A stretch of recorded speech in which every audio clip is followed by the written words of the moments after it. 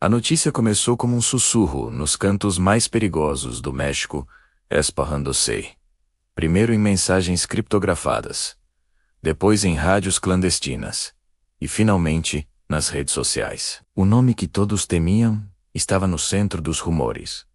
Nemesio o Ceguera Cervantes, conhecido como El Menchu, o líder máximo do cartel Jalisco Nueva Generación. Durante anos ele foi considerado um dos homens mais procurados do mundo, sobrevivendo a operações militares, traições internas e caçadas internacionais. Mas de repente surgiram relatos contraditórios, dizendo que o chefe do cartel mais poderoso do México poderia estar morto. Enquanto autoridades permaneciam em silêncio, cidades inteiras entravam em estado de alerta. Estradas começaram a ser bloqueadas. Veículos incendiados apareceram nas rodovias e moradores se trancaram dentro de casa, com medo do que poderia acontecer.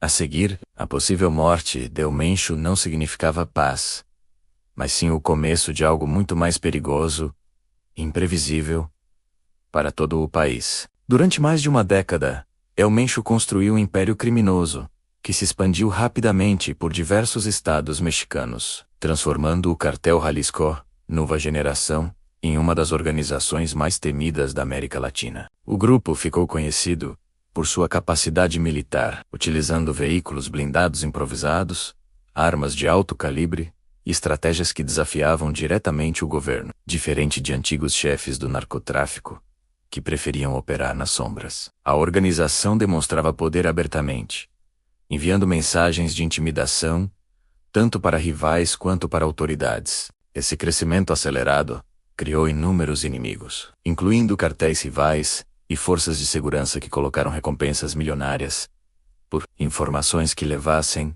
à captura do líder. Ao longo dos anos surgiram várias notícias falsas sobre sua morte ou prisão, mas nenhuma havia provocado tanta tensão quanto os rumores recentes que indicavam que o homem mais procurado do México poderia finalmente ter desaparecido de vez. O problema é que a morte de um líder desse nível raramente encerra a violência, e muitas vezes funciona como gatilho para disputas ainda mais brutais. Sem uma liderança clara, diferentes facções podem começar a lutar pelo controle das rotas de tráfico, dos territórios e das alianças estratégicas construídas ao longo dos anos. Analistas de segurança já alertavam que uma eventual queda de El Menchu poderia abrir espaço para conflitos internos dentro do próprio cartel. Além de ataques de grupos rivais tentando conquistar regiões dominadas pelo CJNG, em várias cidades surgiram relatos de homens armados, patrulhando ruas durante a noite, enquanto comerciantes fechavam mais cedo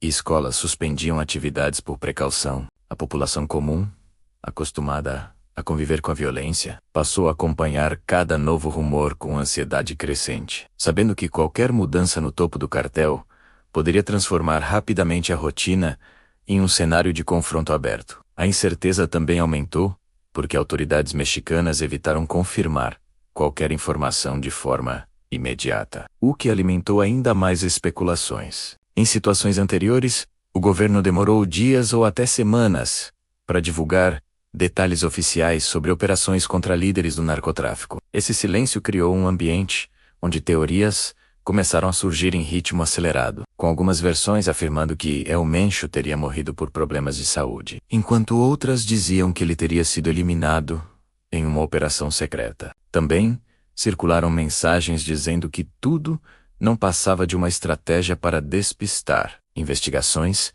e permitir que o líder continuasse operando escondido. Enquanto nenhuma versão era confirmada, vídeos mostrando homens armados e colunas de veículos suspeitos começaram a aparecer na internet, reforçando a sensação de que algo grande estava acontecendo nos bastidores do crime organizado mexicano. Caso a morte seja confirmada, o impacto pode ir muito além das fronteiras mexicanas, já que o cartel construiu conexões internacionais responsáveis por rotas que atravessam diversos países. Especialistas apontam que mudanças na liderança podem alterar acordos estabelecidos durante anos, criando disputas não apenas dentro do México, mas também em regiões estratégicas para o tráfico. Isso pode significar aumento de confrontos, reorganização de alianças e o surgimento de novos líderes, tentando provar força por meio de ações violentas. Em momentos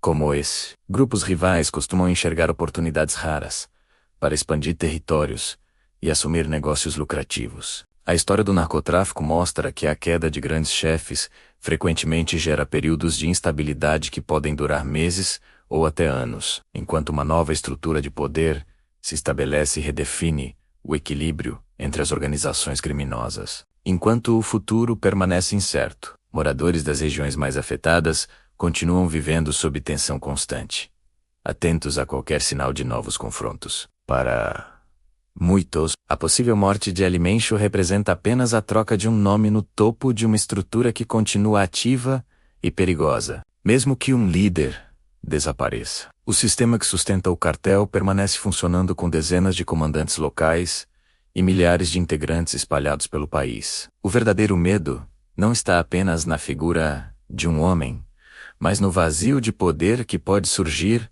após sua queda. É justamente nesse intervalo que decisões violentas costumam ser tomadas, territórios são disputados e alianças são quebradas. E enquanto o México aguarda respostas definitivas, uma pergunta continua no ar. O desaparecimento de El Mencho marca o começo do fim de um império criminoso ou apenas o início de uma nova fase, ainda mais caótica?